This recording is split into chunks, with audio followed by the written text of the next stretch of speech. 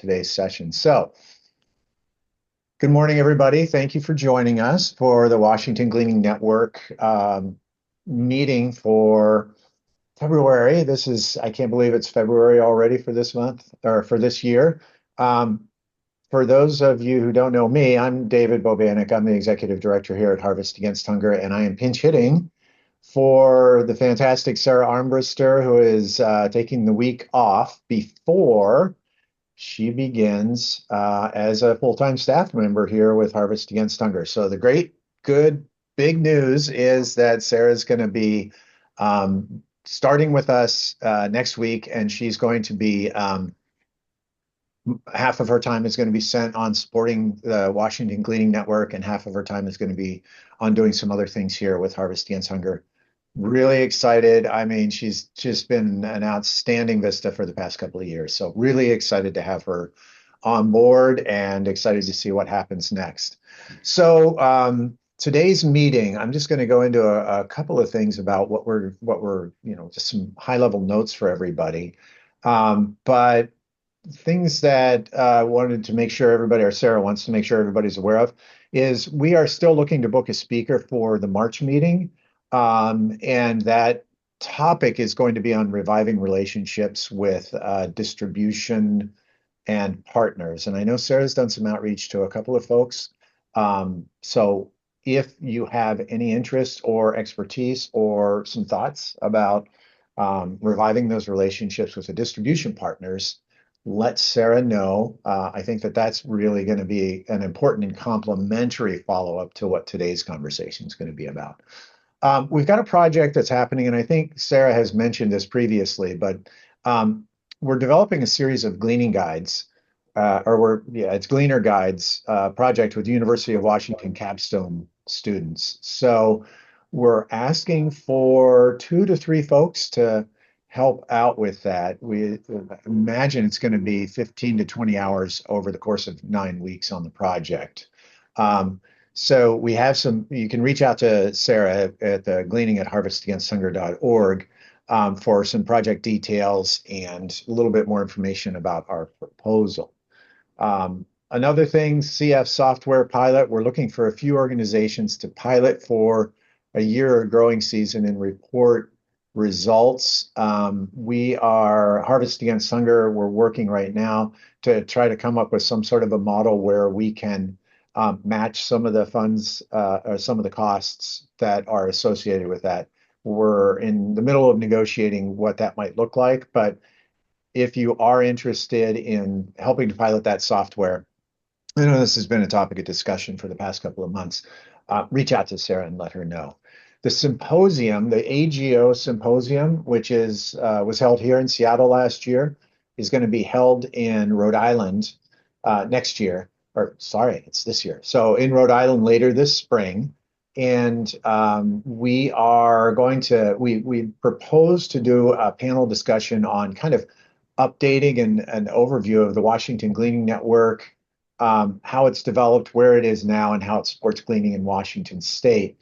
If you are going to be attending that symposium, please let us know so that we'd love to have you. If you're going to be there, we'd love to have you as a panelist. If you're not going to be there or going to be planning to attend remotely, we may be able to have panelists coming in on Zoom. So if you're interested in that, if you're going to be at the symposium, I highly recommend it. It's a great way to meet organizations and people from around the country that are doing things. Maybe we can, share best practices and experience with them and what we're doing in Washington, but also what's happening elsewhere in the country. And then another thing that we're starting to work on, and again, we know it's early in the season, but we want to try to do those large-scale group glean opportunities again this year. The good news is that Sarah heard back from Jim at Food Bank Farm. It sounds like there's going to be an opportunity to do a big blueberry glean around Labor Day, and it should be able to absorb quite a few folks. So more details on that. But think about if your program has an opportunity where we could have multiple organizations and volunteers helping you out and making it a larger scale event. let Sarah know. We had some success with them last year. We'd really like to continue that and even build that out further this year. And then finally, um, the advisory committee has some space for some new members. So if you are interested in serving on the advisory committee, again, there's going to be a little bit more consistency and support since Sarah's going to be on staff with us now. And she's probably going to be playing a little bit more of a leadership role with that activity. But if you do want to serve on the advisory council, it would be very rewarding. There's some great people that are serving on it now. And we would love to have you. I think we have maybe one or two positions that are open on that. So please consider doing that if you would like to. Make sure you reach out to Sarah. And then one more thing, if you haven't already done so, we encourage you to register for Hunger Action Day, which is going to be happening on Monday, February 24th. I'm putting a link in the chat to the sign up form for that. The more voices we can have at Hunger Action Day, if you haven't attended it yet, it's an opportunity to see people who are involved in hunger response work. But we also, with Harvest Against Hunger, we've brought in growers, we've brought in other folks that are part of food systems all across Washington state. But it's an opportunity to meet with legislators, to have a unified message in meeting with the legislators, and then also meet people from around Washington state that are also doing some of this great work. So if you can, we'd love to have you. I think that as of yesterday's, we have an advocacy call with our board and a couple of other folks. I think there were 160 people registered so far. We'd like to see that number get up to somewhere in the neighborhood of 200. The more people we can have down on campus, the better and the stronger the messaging will be. Okay, so with those preliminary announcements out of the way, let's just really quickly, for the benefit of our speakers, go around and just really quickly introduce ourselves, the organization we're with, and maybe where you're located. And so, we all know who everybody else is. I see familiar names, but there are a couple of names on here that I may not recognize. So let's start out with Rebecca. Okay. Yeah. Hi. Thanks for having me, you guys. My name's Rebecca Bonilla Myers, and I am a farmer assistant manager at Oxbow Farm and Conservation Center. So I'm excited to talk to you guys a little bit today about our gleaning program and the farmer's perspective, I guess. Great. And we're really excited to have you on. Rebecca, do you want to send it to somebody else? And then somebody else will send it to somebody else and so forth. Sure. Maybe I'll send it to my co-presenter, Megan. Hi, I'm Megan Moore. I work at Hopelink. We serve the North and East King County. Um, and I will send it to Marcus. I'm Marcus with the Making a Difference Foundation, and I'm in Tacoma, Washington. And I'll pass it to Leanne.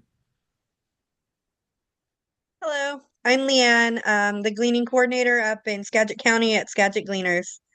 I will pass it to Olivia. Hi, everyone. I'm Olivia. I'm Harvest Against Hunger's Farm to Community Program Manager, and I am in the Soto neighborhood in Seattle today. I'll pass it to Chelsea. Hi all, I'm Chelsea. I work at Hopelink with Megan. I'm pretty new to the food program manager role, so I just wanted to learn a little bit more about what y'all are doing and excited for the presentation. So thank you for having me. I'll pass it over to Jody.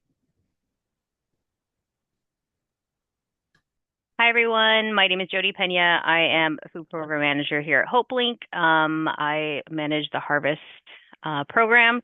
So I know I've seen a lot of you, especially at the Harvest Against Hunger Roundtable. So hello again. Hopelink is on the east side. So thank you. Jody, who do you want to send it to? I'll leave it in your capable hands. Who has not gone yet? That's the question. Eddie, Ursula, Andrew, Isabel, Sophia, and Andrea. Let's send it to Isabel. Hey, I'm Isabel. I'm with the Ballard Food Bank. This is our second year gleaning, and we're in Northwest Seattle. I'm gonna pass it to Ursula. Hi, everyone. As my camera adjusts, my name is Ursula, and I am the operations manager for Evergreen Produce Connection, and I'm in Tacoma, Washington. I'll pass it on to Andrea.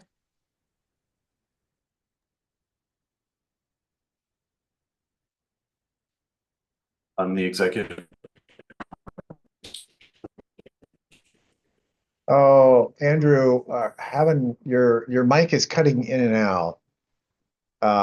Andrew, we'll come back to you, or if you want to go ahead and put it in the chat. Sorry. Let's see. I think we had Sophia.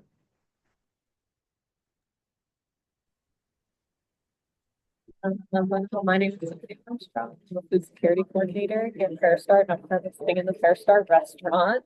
Yeah. If you can't tell, new and improved, a nice space. I do the gleaning here over the summer, the gleaning coordination across our farms and through our program. So yeah, and I can pass it on to Ursula. Oh, I already went. I think it's Eddie at this point. Eddie, yeah.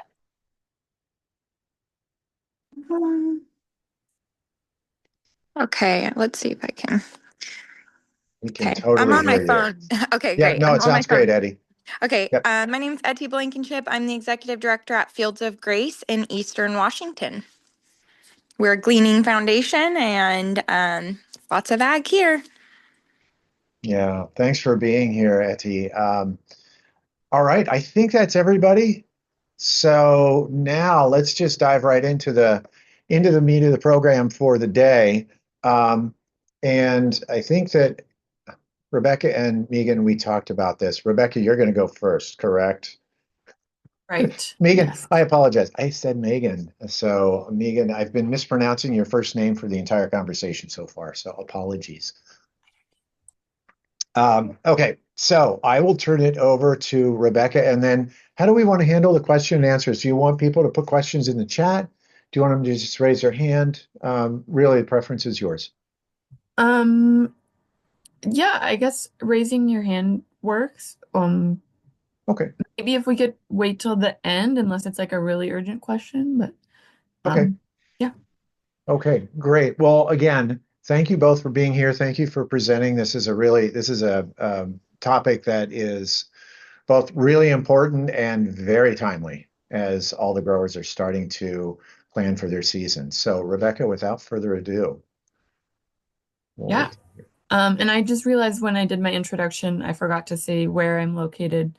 So Oxbow is in East King County, like Carnation area. Let me see if I can share my screen here.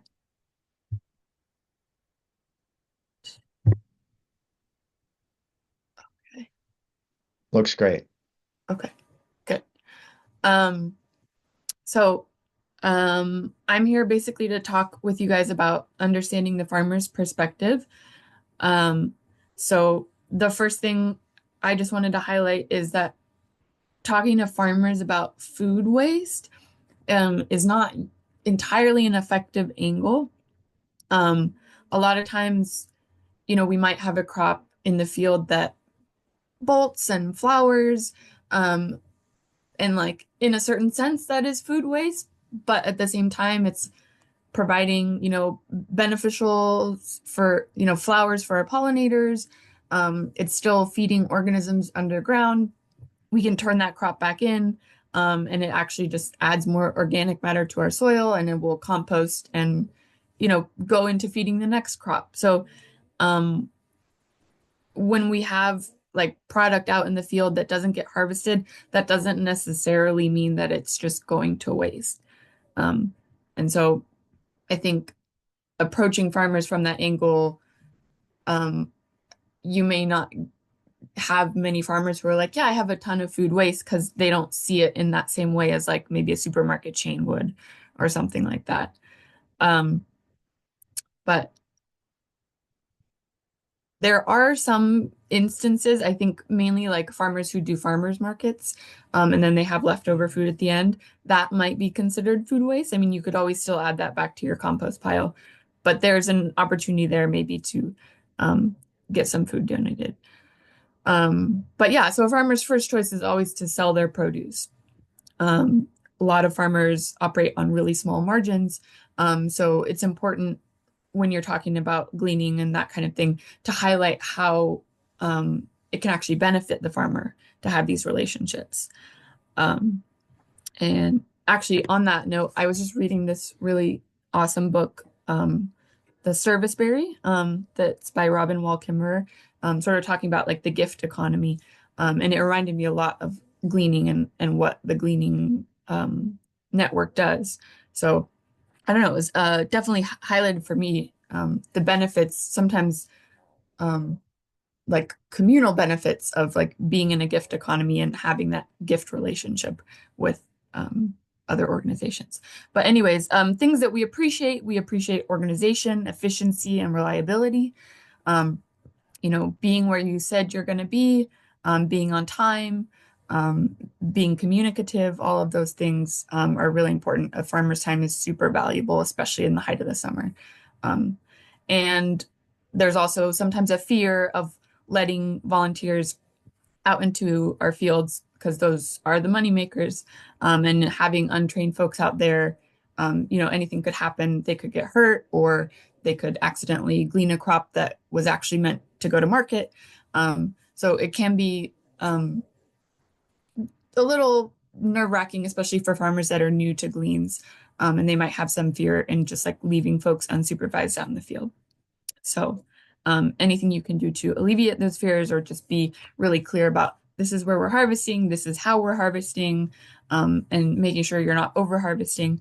I think farmers really appreciate that. So on to the next slide. Oops. Okay, so how to ask farmers to grow for gleans. This photo that I put in here is actually from a glean that we do on a yearly basis with this Jewish organization. It's their Sukkot glean, and Sukkot is like a Jewish holiday about harvest and giving thanks. And it happens every year in October. And so we've sort of developed this like schedule with them. We know every year they're going to glean green beans. We plant the green beans for them. They're ready to harvest, by the beginning, middle of October.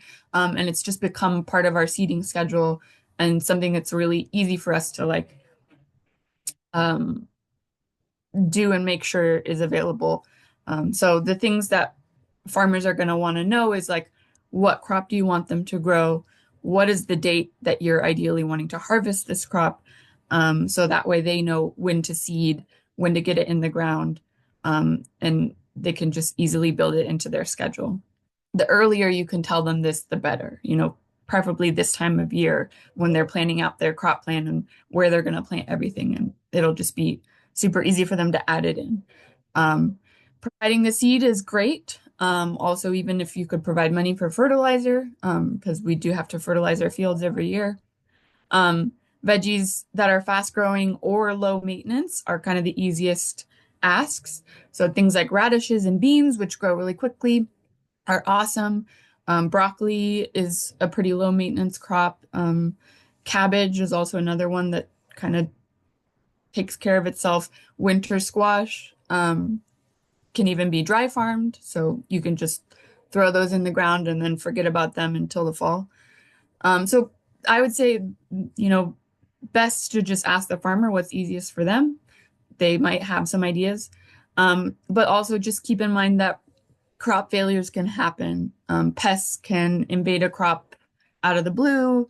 Who knows? It could have been a bad seed or who knows what, but it's something that farmers always have to consider. That's why we diversify our crop plan, because there's always a possibility that one crop could fail. And so we can have the best intentions, but sometimes it just may not work out.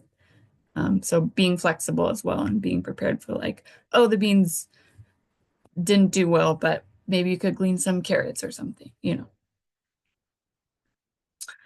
So situations where gleans are ideal for farmers. Um, that would be a time when maybe there's a ton of seconds quality produce that maybe otherwise would not be harvested. So things like grounder apples in the orchard or like bug damaged kale. Those sorts of crops are not the highest quality, but if you have the ability to process them or you have the ability to sort through and find the most salvageable ones, that's time and labor that I'm not going to put in as a farmer, but you're welcome to do that. Um, Another thing is maybe a second pass on a field that's already been harvested to sort of get those less desirable leftovers.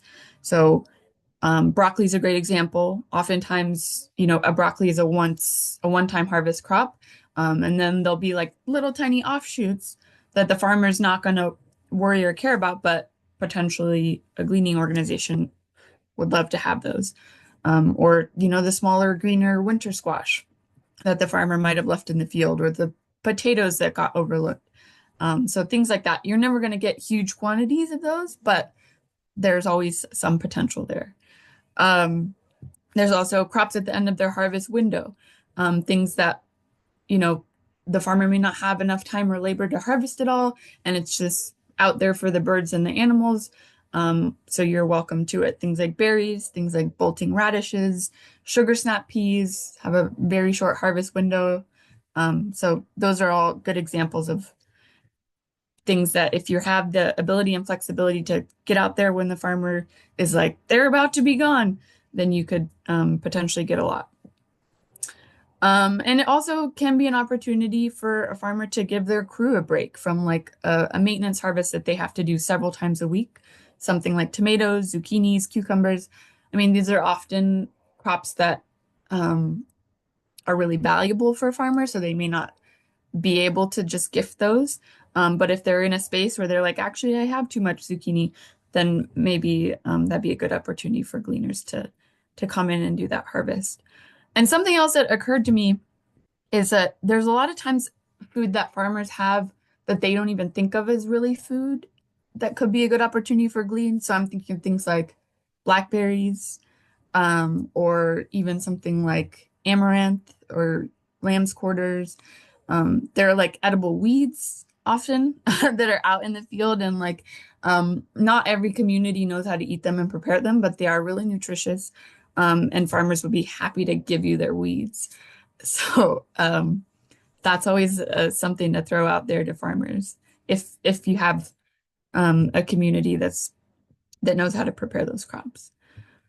So ways that you can help us. Like I said before, connecting us to the wider community is actually hugely important. And I would say that especially for farms who sell directly to the public. So maybe not like the big wholesalers, but people who are wanting people to come out to their farm and buy from them at their farm stand or at the farmer's market. Having volunteers come to your farm and get to know you can actually bring you future customers, right? And then volunteers also can help to bring in large harvests where maybe we just donate a percentage. So, I'm thinking about things like winter squash where there's like a ton that's harvested all at once, and it's a really fun like couple of days where everyone's just out in the field tossing squash. Um, Volunteers could be part of that, but maybe not like take home all the squash, maybe just, 5-10% of the squash. So it's something maybe farmers could consider. A lot of times storage of winter squash is really difficult, so farmers have extra around October. Also offering to come out and help with like weeding or planting on days where you're not gleaning or harvesting. That is huge for a farmer. We're always short on labor, it feels like, especially like in the spring and summer. So yeah, if you have that ability to come out and just offer help outside of gleaning, it makes a farmer more likely to see that as like a reciprocal relationship and say, okay, well then I can gift you this food later down the line. And also being a sales channel for, ugly produce. So there's a lot of produce that may not be quite market quality, like zucchini that's just a little too big to send to a restaurant or a supermarket. But if a hunger relief organization is willing to take that, maybe even at a discounted price, but the farmer can still make some money on it, then that is a hugely beneficial sales channel for them, and makes them more likely to want to give something back in return. So ways that farmers can help you. I would say a huge one would be growing specialty crops and items that are hard to find from wholesale vendors. You can see here some fresh ginger that we grew at Oxbow, which is a pretty rare item to find in Washington. So that one might be trickier because it does have to be grown in a greenhouse. But you never know what a farmer might be willing to grow for you. And then also we're providing the freshest, most local produce, the most nutritious produce, because we all know the longer that produce sits on a supermarket shelf, the less and less nutrients it actually contains. And then it's also a fun opportunity for volunteers to get outside, touch grass, as they say these days. And I know that gleaning is always one of those activities that people get really excited about. And sometimes it can be an opportunity for the whole family to go out and like have a picnic or pick some flowers. So yeah, it's just building that connection, that relationship between different organizations in the valley. So then the farmer might be able to say, I don't have anything for you to glean this week, but I know a farmer down the road who does. They're also there to provide knowledge, expertise, recipe suggestions, you name it, the farmer probably knows how to grow it. And finally, the free produce, which obviously is the best benefit. So I just wanted to end on the note about things that we appreciate from gleaners. So bringing your own harvest tools and totes is huge, because it's really hard sometimes to even like find enough harvest knives for our crew at our farm. So if you bring your own, that's great. Having a clear designated meeting area and making sure your volunteers know where they're going. Also being on time is key. Like I said, a farmer's time is super valuable. And so if we're having to like shuttle folks back and forth to the gleaning site, it takes extra time out of our day. Also being cautious of where you're harvesting and how much you're taking, being respectful of the space. So cleaning up any trash or, residues from your time. Honestly, I've never had a problem with that. I've always found the volunteers to be super respectful, but just something to let folks know.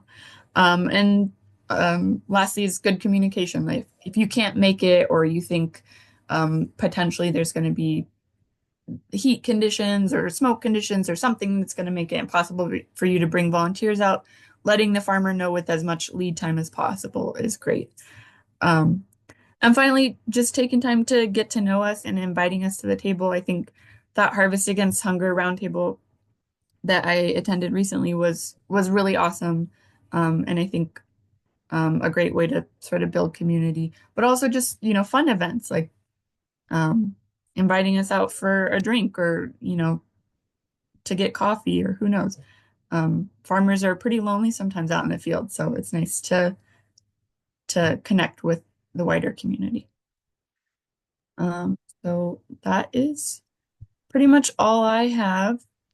Is there any questions? That's great. Thank you, Rebecca. Eddie has her hand up. Eddie, before we come to you, however, it sounds Marcus had a couple that he put in the chat. Marcus, do you want to just come off mute and ask your questions? Yeah, so my first question was that if there's farmers that raise livestock and produce, if they feed the animals the produce, is that considered waste for a farmer? Or is that something that farmers kind of plan and say, I know that 10% of my crop is going to go to animals? Yeah, I would not consider that waste if I'm feeding it to my animals and that's just coming right back to me. Yeah. Okay. And then my second question was if there's more of an ideal time to reach out to farmers to plan the gleaning, versus like later in the season. So my is if strawberries only grow like, 2 months, is it better that I reach out now and ask about the strawberries or wait till later in the season when you start realizing that, okay, I have an abundance of strawberries, I don't know what to do with them? Yeah, I think the earlier you can reach out and plan these things, the better. I think the farmer probably already knows that there's going to be a time in the season when he's overwhelmed by strawberries, and so he'll be able to let you know, like, yeah, it's usually this window, like end of May, beginning of June, and so that way you guys can both plan for that time. Yeah. And Marcus, that may be a really good segue into what Megan's going to be talking about here in just a moment. But Etty, thank you for being patient. Yeah, no problem. I just had a question about kind of your perspective on I know you talked about squash and having a long shelf life and volunteers maybe taking a percentage, but we have farmers that are very open to having volunteers take just a small amount. What's your perspective on that? And do you offer that up to volunteers that come onto your farm, or is it um, how does that feel for you? Um, yeah, I think it depends on the farm. Some really small farms have everything planned out and they don't have a ton of excess. Whereas other farms, they might have, something that they planted just for themselves or just for you pick, and it's really easy to like have volunteers take some stuff home. So I think it really depends on the farmer. I know like when we have volunteers come to the farm and the raspberries are on, for instance, I'll be like, please go pick some raspberries before you go home. But yeah, sometimes there just isn't that excess, so it really depends. Thank you.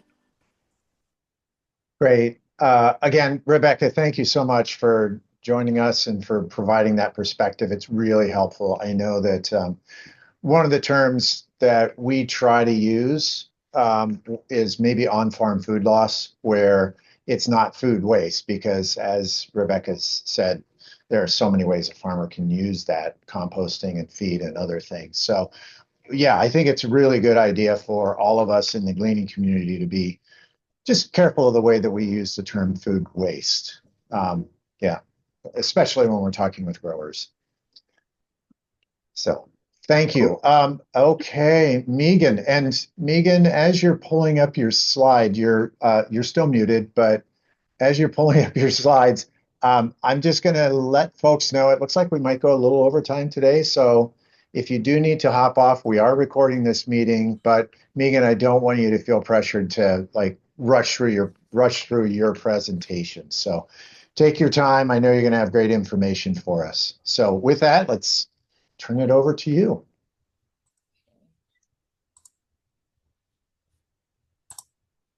Okay. So probably it's nice to see everyone. The biggest proviso of the presentation is I'm fairly new to the role. So this has been, I'm learning from the farming community as I go, and I'm learning through those relationships how to revive those relationships. So this has been a really great process for me. Okay, so I just wanted to start with kind of what our goals are in a rural gleaning organizations, but what I'm hoping to accomplish as a gleaning organization is to increase the availability of fresh food at the lowest possible cost for our food markets. So I'm really trying to supplement as much as possible and provide as much fresh food as possible. And then I'm also trying to utilize our volunteer workforce to also subsidize our food costs. And a big part of accomplishing both of those goals is building strong relationships with local agriculture partners. So that may be a purchasing relationship, it may be a donation relationship, it may be a fundraising event relationship. So really trying to fill a spectrum across relationships so that it feels like a relationship and it doesn't feel transactional at all times. So that's something I've been finding a lot of value in as I reach out to farms or as I choose which farms to reach out to. That's been a big part of it. So as I'm looking at the gleaning program this year, I'm trying to find avenues to increase our gleaning opportunities. We're really fortunate as an organization, and it seems like, you know, it goes a little both ways across the gleaning network, but we do have, I'm here as a full-time staff member, so I'm really trying to utilize my paid time to create as much of that no-cost food as possible. So part of that, again, goes back to developing existing relationships. Rebecca made some really great points about being cognizant of the fact that we are asking for something from the farms. And if they are donating their produce to us, it's really wonderful where possible to donate back what we have. And generally, as an organization, what we have is volunteer hours. And also doing those additional tasks on the farm. My volunteers have told me that it really helps them feel really committed to the program as well. They feel more of a connection to the outcome of the farm and the produce that they're gleaning later on. They really feel that they're contributing extra, and they feel like they're establishing a relationship themselves with the farm. And like Rebecca said, hopefully that also adds value to the farms if they have a farm stand or a CSA. You know, there's going to be that word of mouth amongst our volunteers about, oh my gosh, I had such a wonderful time. It's so beautiful out there. So that all those aspects, when you have the time and the capacity to sort of bring as much as you can to the relationship, time will tell, but I'm optimistic that as we go as an organization, people will see us as people who value their time and energy that they spend in the fields, and in return they will value us and get a bigger understanding of our mission as we try to feed people. Another thing I've been working on is really trying to make sure that we communicate with people in advance that we will be a reliable partner. And part of that goes into demonstrating that we have an understanding of what needs to happen to have a successful gleaning event, showing that we understand the necessity of managing volunteer vehicles, managing volunteers ingress and egress of the fields, just trying to demonstrate as much as possible that we understand that it's a commitment and that we won't be just showing up and skipping through the fields thinking we can do it if we want. As I've reached out to folks that we maybe haven't gleaned with in a while or who are potential new gleaning partners, I'm trying to bring some information to them about how flexible the program is. I really don't want anyone to feel like, first and foremost, that it's tit for tat and we're not going to buy from them if they don't let us glean. I try to be really clear about that expectation. And also, maybe it's once a month. Maybe it's only when there's a surplus. Maybe you have the capacity to host us weekly, twice a month.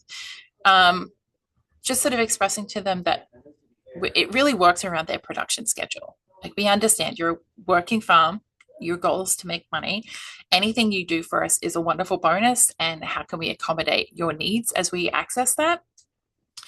And then the other part of it too is providing more information about our mission so they understand why we would like to glean, the benefit that it adds to the community, and how, if it works for their production, potentially we are a support. I think Rebecca has a really great perspective, and I would defer to what she says, but I have had a couple little side conversations where folks are maybe on a much smaller farm and even more restricted in labor and, you know, kind of know every tomato bush, you know, by name, and are really sad to see things go unharvested because they didn't have the capacity to do it. So part of what I'm trying to explore is creating opportunity for those bolted crops or those last minute crops that didn't have a sales channel, figuring out a way to manage procuring volunteers and having hands available for those more last minute opportunities.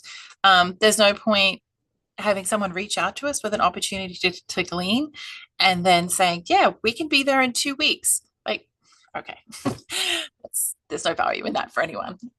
So I'm trying to figure out how to build in flexibility. Again, time will tell. I'm coming to this really, really new this year. And this is, you know, a little bit more of the same, but trying to add value to the relationship wherever we can. Trying not to overpromise and underdeliver. under deliver. So being transparent with people where we can on our program capacity, whether that is, oh, we would love an opportunity, but actually we can't handle 8,000 pounds of zucchini in 1 week, or we don't have enough hands to harvest that volume, or we can only come out. If you offered us once a week, I'm so sorry, we only have capacity to come out once a month.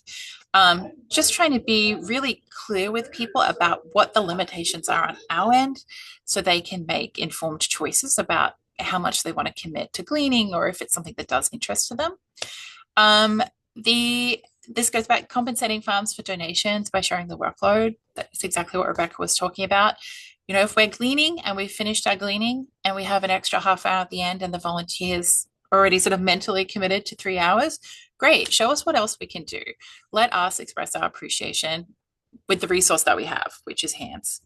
And then the flip side of that is we also need to be realistic about what makes gleaning worthwhile for us. A really bad scenario is to have paid staff, have your volunteers, have 4, 6, 8 volunteers that have committed their morning to gleaning, go out to a gleaning opportunity and come home with like 45 pounds of something.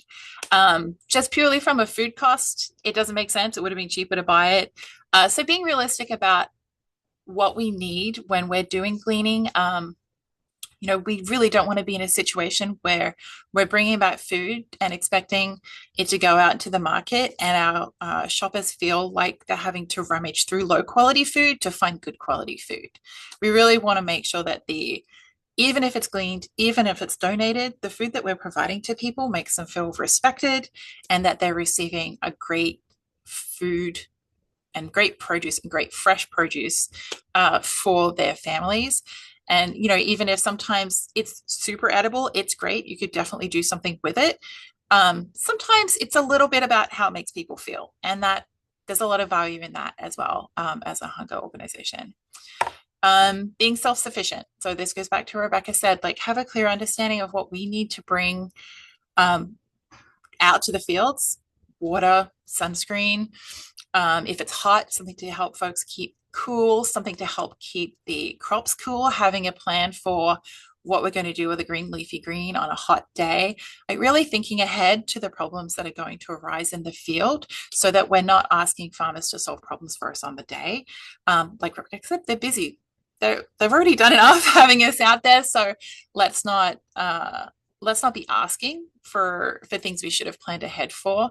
And that also goes down to knowing how, having that conversation, communicating clearly, knowing what's going to be out there, knowing how you're going to harvest it as much as you can, knowing how you're going to transport it, just sort of having an understanding of like how much is going to fit in my vehicle, how much are my volunteers able to carry, how are we going to actually transport this out of the field if it's a heavy crop like winter squash.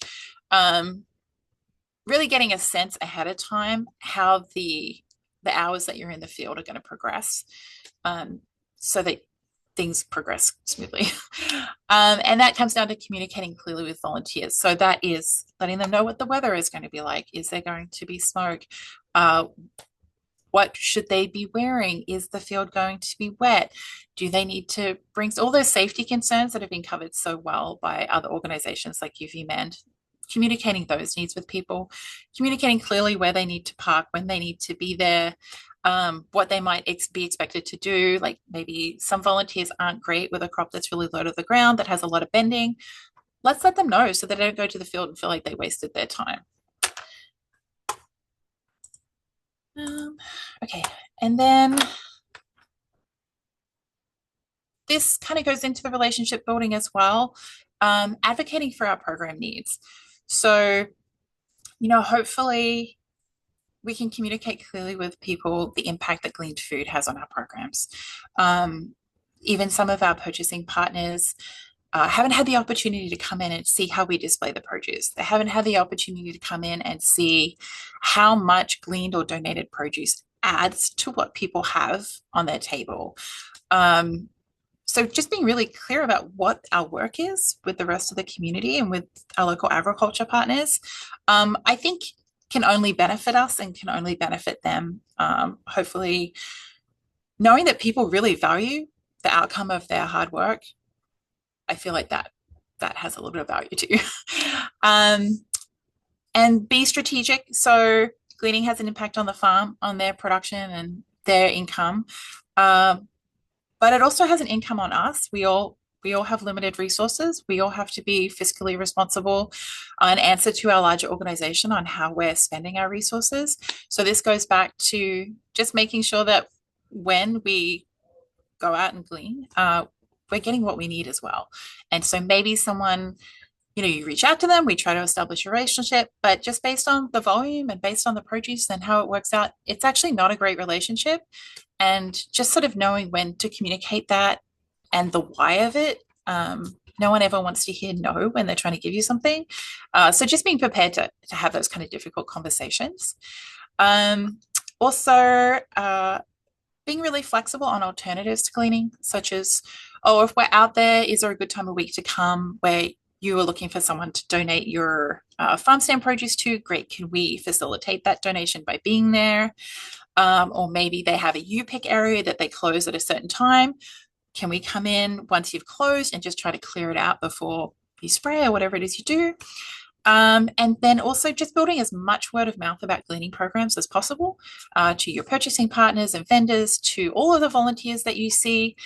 We don't want to cannibalize our other volunteer opportunities, but they may have someone that would love to do it. So just sharing good word on gleaning as much as we can. That's been really great for our program as well. And that's it. That's my presentation. I'm really hopeful people ask questions that educate me as well. That would be great. Meghan, thank you very much. That was great. Yeah, lots of really good information.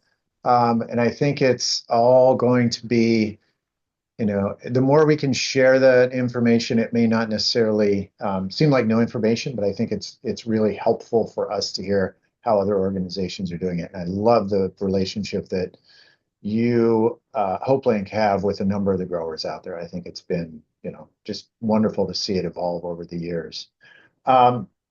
Does anybody have any questions for either Meghan or Rebeca?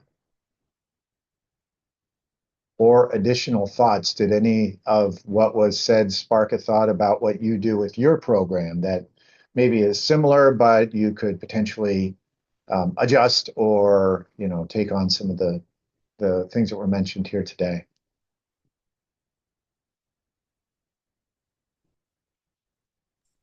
I'm going to add on to my own presentation. Okay. One thing I did forget This to is cover great. was part of providing that context is trying to alleviate some of those fears around liability. I know figuring out liability insurance has been something that's come up in the network before. Just learning as much about how you can alleviate that anxiety as possible. So that's actually something I've been including when I reach out to people, is that the information that I have around, here's how we take on that liability, and it's not going to be a concern for your business.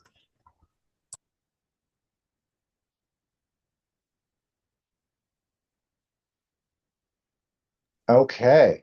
If anybody is trying to ask a question right now, everybody's muted except for me. So, all right. With that, Meghan and Rebeca, thank you again both so much for joining us today, for leading this conversation. We will have a recording. It'll go up on the site probably, I think, sometime next week when Sarah's back. She'll be able to get all of this uploaded back onto the site. So feel free to share any of the information out with folks. Thank you all for being here, and we'll look forward to seeing you again next month. Thanks, everybody. Thank you.